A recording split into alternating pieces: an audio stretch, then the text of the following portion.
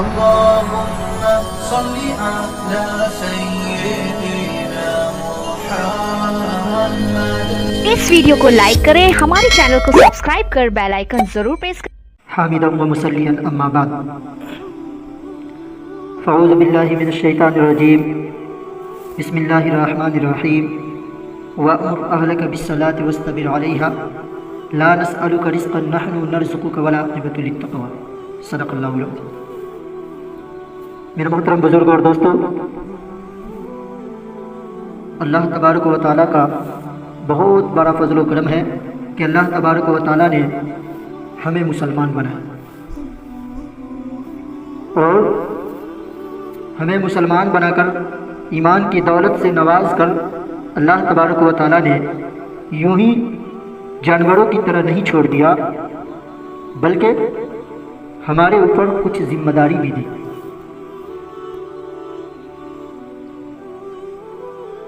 کچھ ایسے ذمہ داری ہے جس کو ہمیں خود کرنا، اگر ہم اس کو نہیں کریں گے تو اس پر پکڑ ہوگی. اور کچھ ذمہ داری ایسی ہے وہ خود اللہ کے ذمہ ہے، صرف حرکت کرنا. میں نے ابھی آپ کے سامنے قرآن کریم کی ایک آیت پڑھی جس میں اللہ تبارک و تعالیٰ اپنے پیارے حبیب جناب محمد رسول اللہ صلی اللہ علیہ وسلم کو فرما رہے ہیں کہ اے نبی، آپ اپنے اہل و عیال کو نماز کا حکم کیجیے. وَأْمُرْ أَهْلَكَ بِالصَّلَاةِ وَاسْتَبِرْ عَلَيْهَا، اور آپ بھی اس پر جمے رہیے. لَا نَسْأَلُكَ رِزْقًا، اور ہم آپ سے روزی کموانا نہیں چاہتے. نَحْنُ نَرْزُقُكَ، اور روزی ہم آپ کو دیں گے. وَالْعَاقِبَةُ لِلتَّقْوَىٰ، اور انجام پرہیزگاروں کے لیے. میرے محترم بزرگ اور دوستو، اس میں جو سب سے پہلے اللہ تبارک و تعالیٰ نے اللہ کے رسول کو حکم کر رہے ہیں کہ آپ اپنے اہل و عیال کو نماز کا حکم کیجیے. ہم میں سے ہر ایک تقریروں میں، کتابوں میں سنا اور پڑھا کہ دنیا کے اندر کوئی ایسا قطب، کوئی ایسا ابدال، کوئی ایسا ولی نہیں ہے جو نماز کے بغیر ولی بن گیا ہو. کوئی ایسا قطب نہیں ہے جو بغیر نماز کے قطب بن گیا ہو. کوئی نبی بغیر نماز کے نبی نہیں ہو سکتا، کوئی ولی بغیر نماز کے ولی نہیں ہو سکتا. لیکن میرے محترم بزرگ اور دوستو، میں ایک ایسے صحابی کے بارے میں بتا رہا ہوں جس کو بغیر نماز پڑھے وہ جنت میں چلے گئے. یہ بات تو حقیقت ہے کہ کوئی نبی بغیر نماز کے نبی نہیں ہو سکتا، کوئی ولی بغیر نماز کے ولی نہیں ہو سکتا، کوئی متقی بغیر نماز کے متقی نہیں ہو سکتا، کوئی قطب بغیر نماز کے قطب نہیں ہو سکتا، کوئی ابدال بغیر نماز کے ابدال نہیں ہو سکتا. یہ بات ایک دم حقیقت ہے. لیکن میں ایک صحابی کے بارے میں بتا رہا ہوں جو بغیر نماز پڑھے ان کو جنت مل گئی. کہتے ہیں کہ وہ بہت کالے تھے، حبشی النسل تھے اور سخت محنت کرتے تھے. محنت کرنے کی وجہ سے، محنت اور مشقت کی وجہ سے اس کا پسینہ بے تحاشا بہتا تھا. وہ سارا دن یہودیوں کی بکریاں چرایا کرتا تھا. اپنی زندگی میں مگن بکریاں چرانے کے علاوہ اسے دنیا کی کسی اور چیز سے غرض نہیں تھی. ایک دن وہ بیٹھا ہوا تھا کہ کچھ یہودی آئے اور وہ اپنی بیٹھا ہوا تھا کہ کچھ یہودی جنگی تیاریوں کے بارے میں بات کر رہے تھے. بات کرتے ہوئے وہ ان کے پاس سے گزرے تو اچانک ان کے دل میں احساس پیدا ہوا کہ پتہ کروں کہ وہ کون سی جماعت ہے جو یہودیوں کے خلاف لڑنے کے لیے آ رہی ہے. میرے محترم، یہ وہاں سے اٹھ کر کے گئے اور اس یہودیوں سے پوچھا کہ وہ کون سی جماعت ہے، آپ کس کے خلاف لڑنے کے لیے جا رہے ہیں؟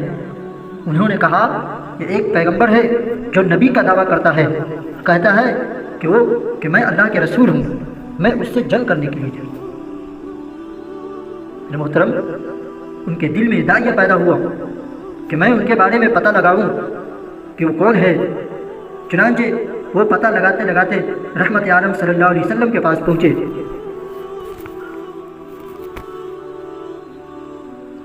اور کہنے لگے کہ آپ مجھے بتائیے کہ آپ کس چیز کی دعوت دیتے ہیں۔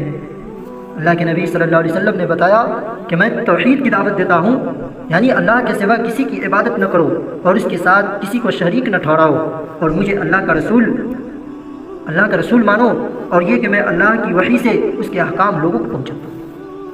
اس نے کہا کہ اگر میں ایک اللہ پر ایمان لے آؤں اور آپ کو نبی مان لوں تو کیا ہوگا؟